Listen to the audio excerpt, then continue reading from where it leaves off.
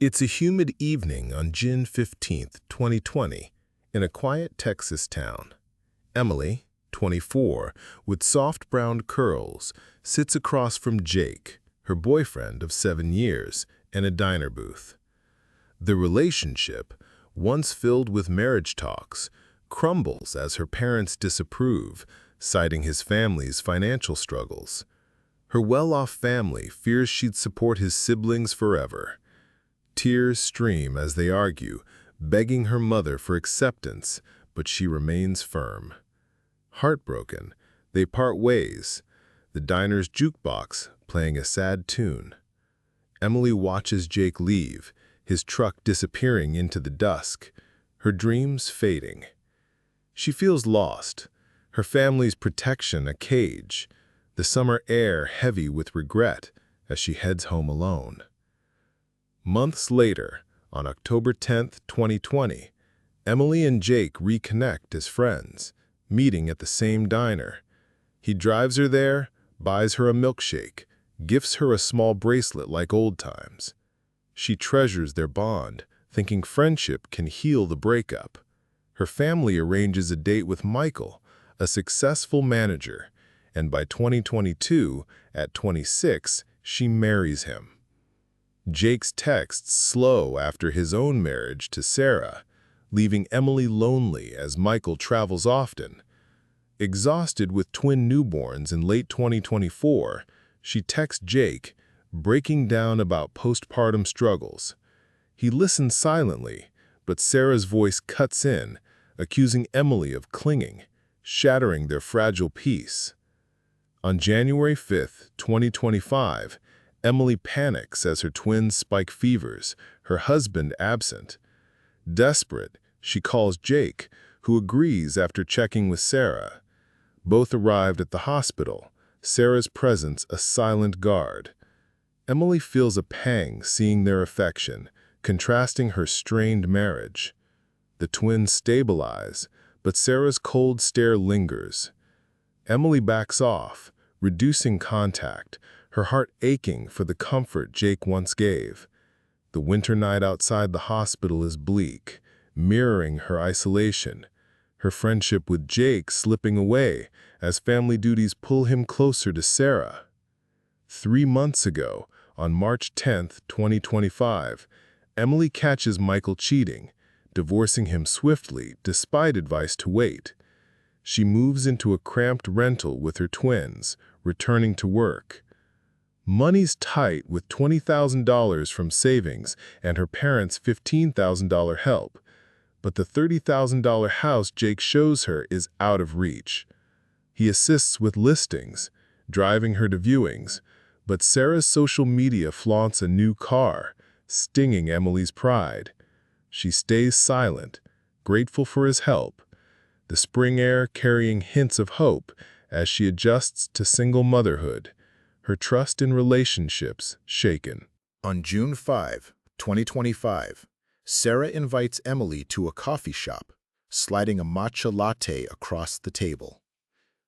She offers help finding a house, saying "we" and "my husband" repeatedly, marking her territory. Before leaving, she warns, "Keep dignity, Emily. You're a mom of 2. Stop clinging to him." The words cut deep, though Emily swears she never intended harm. She hangs her head, the summer heat oppressive, realizing her friendship with Jake is over. Sarah's beauty and control contrast Emily's simplicity, leaving her humiliated, her phone silent as she walks home, tears hidden behind sunglasses. On June 10, 2025, Emily sits in her rental, twins asleep, reflecting on the past. She decides to let Jake go, honoring his new life with Sarah. The summer breeze filters through, carrying a sense of closure. She journals her feelings, vowing to find strength alone. Her love for Jake now a memory of 7 years and 9 as friends. The pain of Sarah's words fades, replaced by self-respect. She smiles at her twins, their giggles a new beginning. The red bracelet Jake gave her a bittersweet keepsake, her heart healing as she embraces independence. Respecting boundaries fosters personal growth, teaching us that letting go of past loves can heal emotional wounds. Emily's journey from longing to self-reliance shows the strength in honoring others' lives. This emphasizes the importance of dignity and understanding, encouraging resilience and self-love, offering peace through acceptance. It's 6 p.m. on August 15, 2024, a sweltering evening in a Texas town. Mia, 28, with tousled red hair, sits at her desk, celebrating a major work promotion and raise after months on a grueling project. Her phone buzzes with a wedding invite from her ex, Tom, who cheated on her 2 months after their breakup, shattering promises of forever. The sting of betrayal floods back, her joy turning to ashes. Her best friends, noticing her gloom, plan a night out, barbecue and karaoke to drown her sorrows.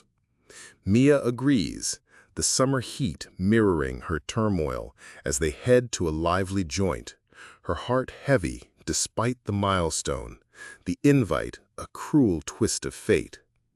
Later that night, August 15, 2024, at a karaoke bar, Mia, unaccustomed to drinking, chugs beers to keep pace with her friends. The room spins, barbecue sauce stains her shirt, and a bathroom break sobers her just enough to stumble back. Hearing her old song with Tom, a sappy country ballad, her drunk mind ignites. She storms into a room, grabs a mic, and belts it out, tears and mascara streaking her face. Silence falls as the song ends. She opens her eyes to strangers, a cowboy hat guy, a woman dancing on a table, and a couple in the corner. Mortified, she freezes, the summer night outside amplifying her embarrassment. The cowboy hat guy, mistaking her for entertainment, grabs her arm. Panicking, Mia yanks free and bolts, but a random man intervenes, claiming, "She's my friend, wrong room." He leads her to a hallway bench, offering a wet wipe as she clutches her spinning head. "Break up, huh?" he asks gently. She nods, then vomits on him. Her friends rush in, shouting, "Where were you?" The man, calm, says, "She's had too much. Get her home." It's September 1, 2024, when she blacks out, the summer chaos fading, unaware this stranger, later known as Luke, would change her life, his kindness a lifeline in her haze. Waking on September 2, 2024, Mia finds a text. "Hey, drunk karaoke girl, you okay?" Her friends admit giving Luke her number. Embarrassed, she apologizes, and he replies, checking in. His texts persist. "Headache gone? Coffee?" And she agrees, wary but grateful. On September 15, 2024, he takes her for milkshakes, his charm subtle, his humor lifting her spirits. He teases, "Cute drunk, but don't overdo it," offering support. The fall leaves rustle outside, a new warmth growing, as Mia realizes Luke's kindness might heal her wounds, her guard slowly lowering. By October 15, 2024, Mia and Luke grow close, walking, watching movies, sharing milkshakes. He listens to her work rants, texts goodnight, a steady presence. He brings her back to the karaoke bar, this time in the right room, singing upbeat duets. The fall air is crisp, their laughter filling the space where tears once fell. Mia feels a shift, her heartbreak fading as Luke's care rebuilds her confidence. The bar's lights glow, a symbol of their budding bond, her past with Tom a distant echo as she embraces this unexpected turn. On May 10, 2025, Mia and Luke, now a couple, sit in a park, spring blossoms around them. From a drunken mishap, she's found love, sweet, unassuming, real. Luke's gentle teasing and support have turned her life around, the karaoke night a wild beginning to this joy. She reflects on Tom's wedding, ignored, as Luke holds her hand, his smile her new anchor. The spring sun warms them, her heart full. The red bracelet from that chaotic night, a reminder of fate's twist. Their love, born from chaos, thrives, a testament to second chances. Embracing unexpected moments can lead to profound love, teaching us that vulnerability opens doors to healing. Mia's journey from despair to romance shows the power of chance encounters. This emphasizes the value of openness to new beginnings, encouraging resilience and trust, offering a renewed sense of hope. It's a rainy afternoon on March 10, 2020, in Seattle. Sarah, 22, with straight blonde hair, sits in her childhood home watching her older sister Jessica, 27, pack for her rushed wedding. Jessica, sharp but unlucky, pregnant and forced into a toxic marriage, glares at Sarah, blaming their parents' favoritism. As the youngest, Sarah received more attention, widening the rift. Jessica's resentment festers as she leaves, the rain tapping the windows like tears. Sarah, less clever but loved, feels guilt, vowing to mend their bond, unaware her kindness would later strain it further, the spring air heavy with unspoken tension. On June 15, 2023, Jessica's marriage collapses and she arrives at Sarah's home, now 25, married with a toddler. Jessica demands help, claiming Sarah owes her for their parents' bias. Sarah, with kind hazel eyes, agrees, letting her stay. The summer sun shines, but tension brews as Jessica mingles with a rough crowd, divorced friends into gambling. Sarah tries to support her, but Jessica shrugs it off, her resentment deepening. The house, once a haven, feels strained, Sarah's efforts met with coldness, a foreshadowing of chaos as Jessica's new life spirals. On October 10, 2024, shady men storm Sarah's house, demanding money for Jessica's gambling debts. They grab her hair, mistaking her for Jessica due to their resemblance, trashing furniture. Sarah, terrified, explains, but they hit her, sneering about her nice house. Her husband rushes in, and they scrape savings to pay off $5,000. Confronting Jessica, she dismisses it, saying Sarah owes her. The autumn leaves fall outside, mirroring Sarah's shattered trust, her kindness repaid with violence, the sisterly bond fracturing under debt's weight. On March 5, 2025, Sarah picks up her daughter from daycare when women ambush her, hitting and yanking her hair, calling her a homewrecker. Her daughter cries as they throw photos, intimate shots of a man and a woman. Sarah begs, realizing it's Jessica, not her, in the pictures.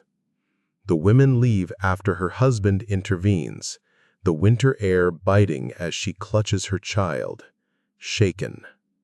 She pities Jessica's failed marriage driving her to infidelity, staying silent. The photos a painful clue to a deeper betrayal, her heart torn between love and suspicion. On May 20, 2025, Sarah finds more evidence. Jessica's texts planning to frame her, using their likeness to shift blame. The spring blossoms mock her as she confronts Jessica, who admits manipulating the debt and affair fallout to punish her for their parents' favoritism. Sarah, heartbroken, asks her to leave. Jessica storms out, the house quiet again. Sarah holds her daughter, vowing to protect her family, the betrayal cutting deep. The red scarf Jessica left behind lies discarded, a symbol of their broken bond. Sarah's love turning to resolve as she rebuilds her peace. Trust must be earned, not assumed, teaching us that love alone cannot mend toxic bonds. Sarah's journey from support to self-protection shows the strength in recognizing manipulation. This highlights the importance of setting boundaries, encouraging self-respect and resilience, offering clarity through painful truths.